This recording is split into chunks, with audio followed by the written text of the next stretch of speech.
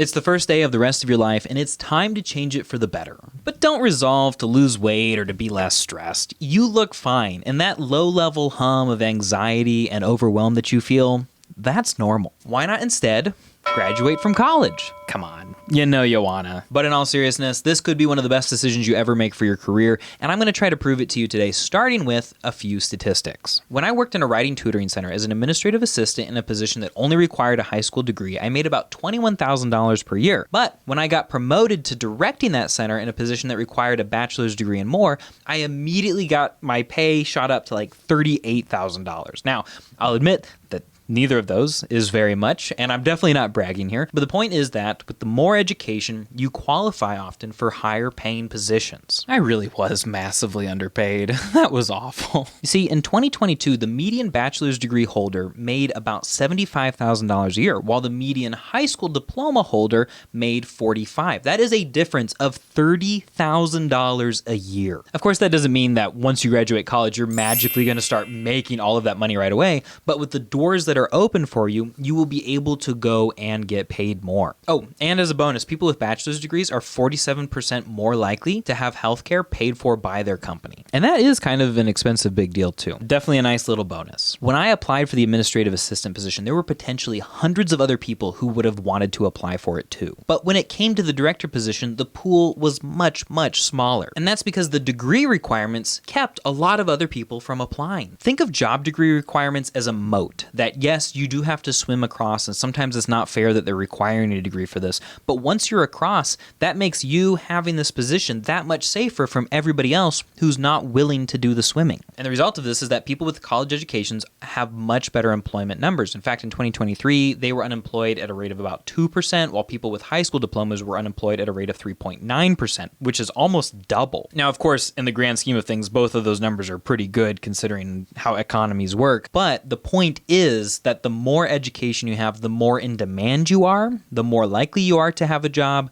and the safer your job will be. Now, you might say to me, Cliff, in 2017, 51% of jobs required a bachelor's degree, but it's predicted that by 2031, only 42% of jobs will. And you might continue by saying, Cliff, doesn't it sound like the job field is sort of evening out and maybe the bachelor's degree isn't going to be such a big deal anymore if it's becoming less and less required for jobs? And I will say to you, oh, how naive. Because here's the fact, yes, the government and Apple and Amazon and Walmart and a bunch of other huge corporations are making and have been making big statements about how they're requiring fewer bachelor's degrees, or they don't require bachelor's degrees for any of their jobs at all. Just everybody can apply and they'll sort through it. But the fact of the matter is, there is still a ghost/shadow requirement where a bachelor's degree, while not required, is preferred, and people who have that bachelor's degree are automatically going to be considered stronger candidates than people without one. And that's why the end result of all of these getting rid of bachelor's degree requirements have been that only a couple percent more people without bachelor's degrees have been hired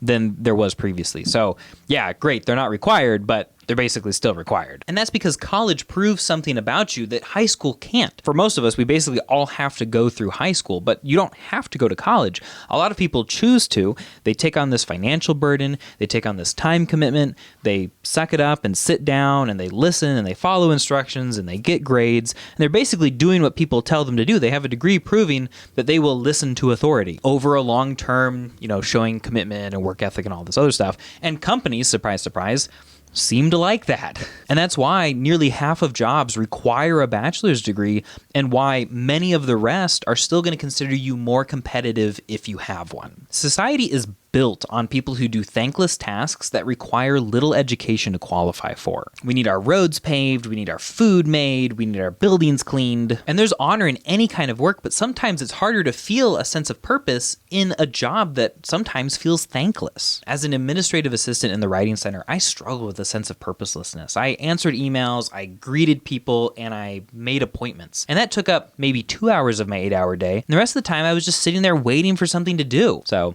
I spent a little bit of time watching Lost, which was not wasted time. But I felt replaceable, and like anyone could do what I was doing, and like what I was doing was not all that impactful. Like somebody could go and design a computer program that could have very easily replaced me. It's kind of like it made me feel dead inside. But when I used my education to get the job as the director of the Writing Center, all of a sudden now I had control over the department. I was training people, taking care of my coaches, helping, build team culture, designing policies, creating trainings, interacting with faculty, negotiating things. It was really exciting and really cool, and I felt like I was literally making a huge difference. And don't get me wrong, an emotionally healthy person can feel fulfilled in just about any job out there. But I think my theory is that it is easier to find a fulfilling job the more education you have. We humans, we want to challenge. We get bored. We want to feel like what we're doing is having some kind of an impact, like we're leaving some kind of a legacy. And education and skills and knowledge and the certificates, of a bachelor's degree that proves that you have those things helps to qualify you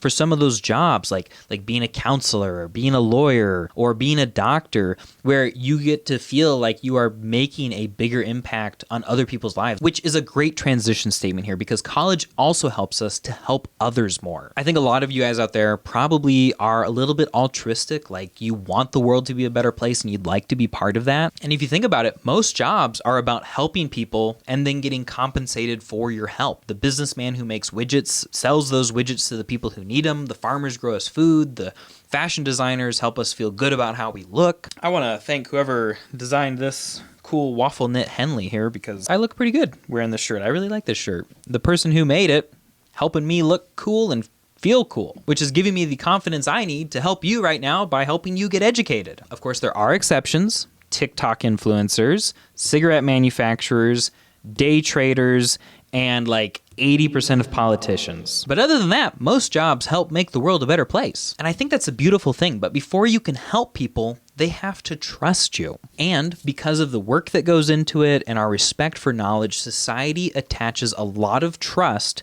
to education. And not only with education will society trust you more, but you'll also have the knowledge and the skills, hopefully from your education, to back up that trust, to further empower your ability to help other people. As an administrative assistant, people trusted me to schedule appointments, but as the director, I was trusted to do things that impacted the writing skills and academic success of thousands of people every year. When education grows, trust grows, and thus grows your ability to help others. When I was a kid, I never questioned that I was going to go to college. Both of my parents had attended, my dad had graduated and gone on to get a master's, and it just, to me, seemed like the automatic thing to do. Now I've got a 3-year-old and a 1-year-old, and while I don't particularly need them to go to college, I do want to model humility in academics and lifelong learning, and that's a really important thing, I think, to their successful growth and development as people. And frankly, parents going to college is a great way to model these values to their kids. It's a tangible way of showing that you personally value these things. Your kids can't read your mind. They're probably not listening to what you say, but they are watching you like hawks to see how you act. And if you show them through your actions that you value education, that can have a tremendous impact on them. I remember talking to a client who was worried because neither of his late-age teenagers had said they wanted to go to college. Like neither of them had talked about it. And anytime he brought it up, they were really reticent. And he was thinking to himself, well, I kind of need a degree. Maybe I haven't been leading by example here because I'm asking them to do something I've never done. So he went and met with us and then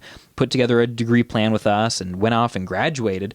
And the next time I talked to him, he said that both of his kids on their own had come up to him and just started talking about what college might look like for them. I think not only did they see that it wasn't a huge scary thing, but they also saw that their dad, somebody who, maybe in their eyes had made it, had a career, had the kind of job, making the kind of money that, a teenager might think is really, really good.